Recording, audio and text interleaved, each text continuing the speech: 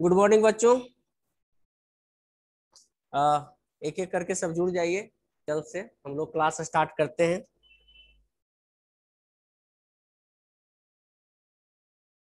आज का टॉपिक है ज्वालामुखी अर्थात वल्केनो, है ना। हमारा टॉपिक है ज्वालामुखी।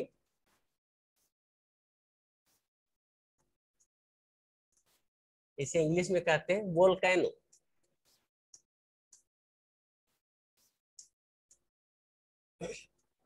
वोल्केनो क्या है?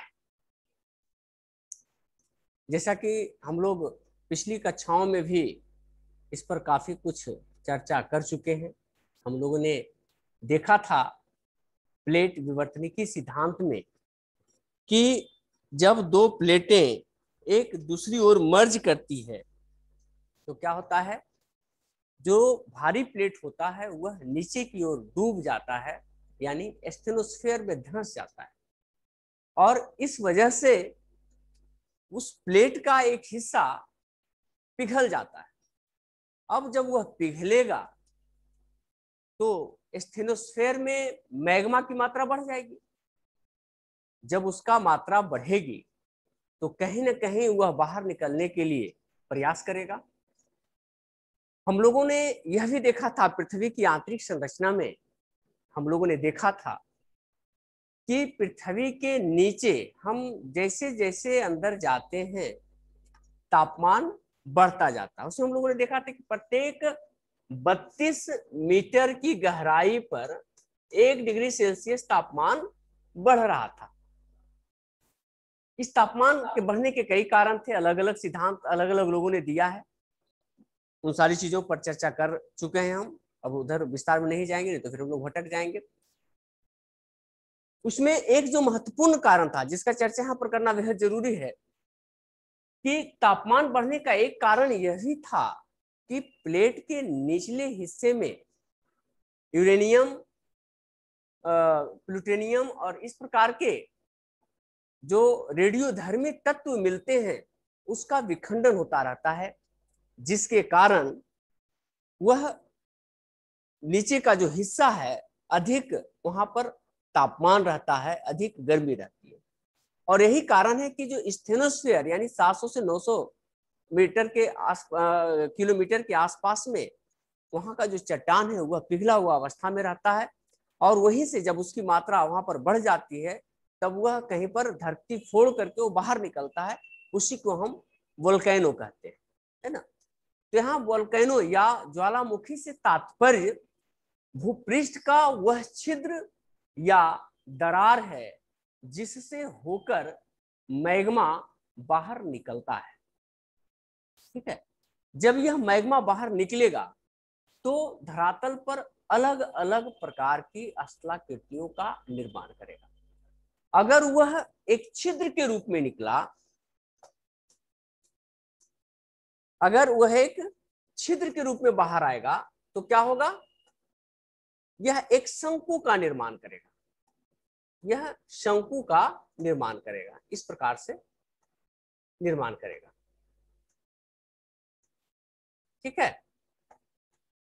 इस प्रकार से मैग्मा बाहर निकलेगा और यह शंकु बनाएगा। अगर यह एक दरारी उद्भेदन के रूप में निकला, मान लीजिए इस प्रकार से कहीं पर दरार फट गई या दो प्लेटें एक दूसरे के विपरीत एक दूसरी दिशा में गई, तो ऐसी स्थिति में यहां से जो मैग्मा निकलेगा वो क्या होगा, इस प्रकार से फैल जाएगा और यहां पर ये क्या करेगा, पठार का निर्माण करेगा। ठीक है। इस प्रकार से यहां पर पठार का निर्माण करता है। तो दोनों ज्वालामुखी के उदाहरण है। एक जब एक छिद्र के पतले छिद्र के माध्यम से निकलेंगे तो शंकु का निर्माण करेगा, यानी कि ये शंकु बनाएगा। और अगर इस प्रकार से निकला तो एक दरारी उद्भेदन के माध्यम से निकलेगा तो पठार का निर्माण करेगा। ठीक है। अमूमन जो मैग्मा निकलता है वह उसके दो प्रकार देखने को मिलते हैं। एक होता है अम्लीय लावा और दूसरा होता है क्षारीय। अगर अम्लीय रहा, इसको थोड़ा समझिएगा, अगर अम्लीय लावा रहा तो उसमें क्या होगा कि ऊंचे पर्वतों का निर्माण करेगा। क्योंकि उसमें चिपचिपाहट ज्यादा रहती है। यानी जिसमें सिलिका की मात्रा अधिक होगी, ठीक है, तो जब सिलिका की मात्रा जब ज्यादा रहेगा तो उसमें चिपचिपाहट रहेगा। तो चिपचिपाहट की वजह से क्या होगा, चिपकता चला जाएगा, जो मैग्मा बाहर निकलेगा वो ज्यादा दूर तक आगे नहीं निकल पाएगा, वो ऐसे आएगा और यहीं पर यह चिपक जाएगा। ठीक है, ज्यादा दूर तक नहीं जाएगा, आसपास में चिपकते जाएगा और यहाँ पर एक शंकु का, ऊंचे शंकु का निर्माण करेगा। तो जितने भी ऊंचे पर्वत मिलते हैं ज्वालामुखी से बने हुए, तो यह अम्लीय लावा की वजह से मिलता है। अम्लीय लावा, अम्लीय लावा की विशेषता क्या है, इसमें सिलिका की प्रधानता होती है, यानी सिलिका इसमें ज्यादा रहता है, सिलिका की मात्रा अधिक होती है। ठीक है,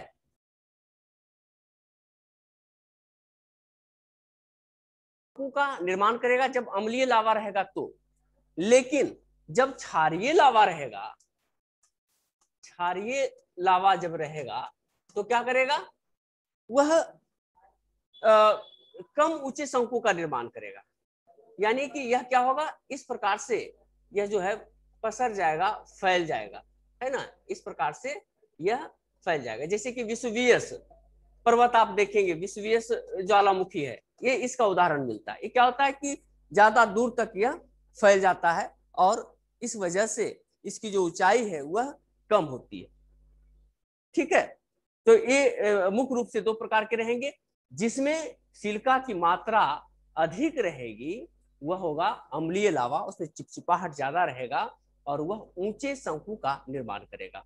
दूसरा है क्षारीय लावा, जिसमें सिलिका की मात्रा कम रहेगी, तो उसका जो लावा होंगे वह क्षारीय प्रकृति के होंगे और वह क्या होगा, वह दूर दूर तक पसर जाता है, इस वजह से उसकी ऊंचाई कम होती है। ठीक है,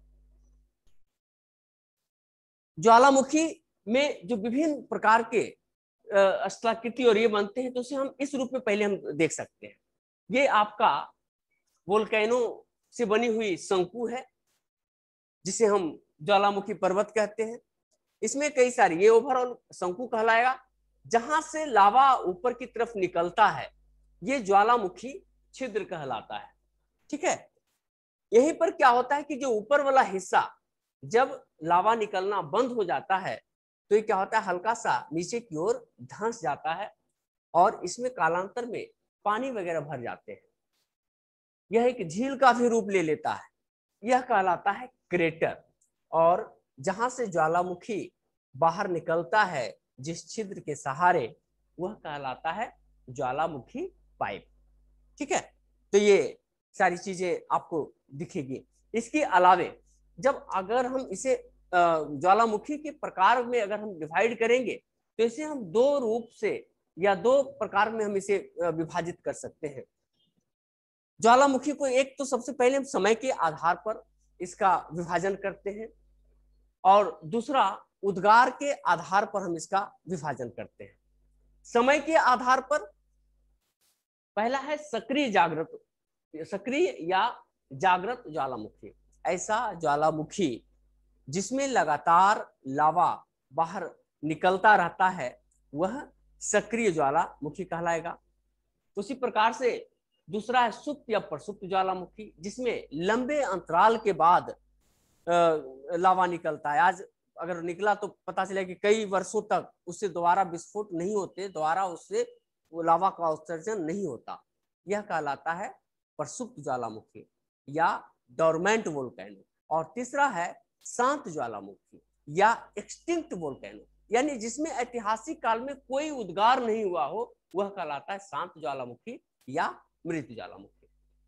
लेकिन हम उद्गार के आधार पर जब हम इसका विभाजन करेंगे तो हम इसे 5 भागों में बांटते हैं। पहला है पिलियन तुल्य, दूसरा है विसुवियस तुल्य, तीसरा है वोल्केनो तुल्य, चौथा है स्ट्राम्बोली तुल्य और पांचवा है हवाईयन तुल्य। तो इस प्रकार से हम इसे 5 भागों में हम बांट करके देख सकते हैं।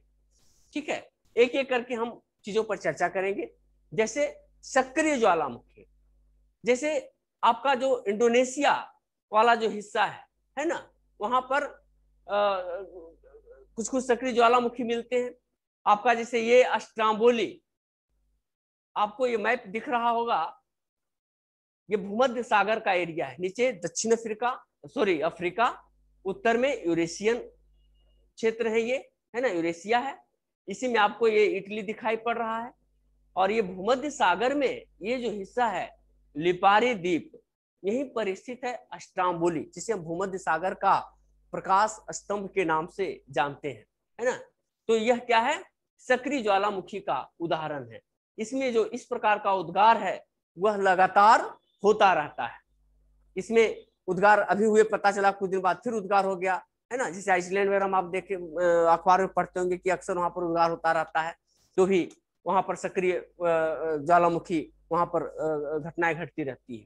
तो इसमें जो महत्वपूर्ण इसके जो उदाहरण है, जैसे इटली का एटना, एक तो अस्ट्राम्बोली आपने देखा ही कि अस्ट्राम्बोली जो लिपारी द्वीप पर भूमध्य सागर में, वह सक्रिय ज्वालामुखी का उदाहरण है। इसी प्रकार से यहीं पर है एक दूसरा एटना ज्वालामुखी है, जो वह भी इटली में ही है, यह भी सक्रिय ज्वालामुखी का उदाहरण है। इसी प्रकार से फिलीपीन में है, फिलिपाइन में पिनाटुबो वोल्केनो, यह भी सक्रिय ज्वालामुखी का उदाहरण है। ठीक है, तो ये उदाहरण हमें याद कर लेना है। सक्रिय ज्वालामुखी का अस्ट्राम्बोली, आपका सक्रिय ज्वालामुखी जिसे हम भूमध्य सागर का प्रकाश स्तंभ के नाम से जानते हैं, इसमें लगातार उद्गार होता रहता है, और जिसके वजह से भूमध्य सागर का एक बड़ा हिस्सा लाइटेड रहता है, क्योंकि इससे प्रकाश निकलता रहता है। क्योंकि आग जब निकलती है तो आसपास में इससे निकलने वाले प्रकाश से पूरा क्षेत्र लाइटेड रहता है, इसलिए इसे प्रकाश स्तंभ कहा जाता है। इटली का एटना, यह भी सक्रिय ज्वालामुखी है, और फिलिपाइन का पिनाटुबो, यह भी सक्रिय ज्वालामुखी का उदाहरण है। इसी प्रकार से अगला है इंडोनेशिया का क्राकाटोआ। क्राकाटोआ इंडोनेशिया का एक ज्वालामुखी जो पिछले हाल के वर्षों में फटा था, और कहा जाता है कि यहाँ पर इतनी भीषण विस्फोट हुई थी उससे कि हजारों किलोमीटर दूर ऑस्ट्रेलिया भी हिल उठा था। वहां पर भी भूकंप की घटनाएं हुई थी, भारत तक उसके भूकंप के झटके महसूस किए गए थे, और हिंद महासागर में उससे एक भयानक सुनामी उत्पन्न हो गया था, जिससे आसपास के कई सारे क्षेत्र जल प्लावित हो गए। तो यह प्रसुप्त ज्वालामुखी है, इसमें एक कई लंबे अरसे बाद क्राकाटोआ में विस्फोट हुआ था। ठीक है, इसी प्रकार से अन्य जो उदाहरण है, विसुवियस भूमध्य सागर में है, विसुवियस, यह भी एक प्रसुप्त या सुसुप्त ज्वालामुखी का उदाहरण है। दूसरा है फ्यूजियामा, यह जापान में है, और यह भी सक्रिय ज्वालामुखी प्रसुप्त ज्वालामुखी का उदाहरण है। और तीसरा है मेन, जो फिलीपींस में है, यह भी प्रसुप्त या सुसुप्त ज्वालामुखी का उदाहरण है। इसको फिर से एक बार रिवाइज कर लेंगे हम लोग।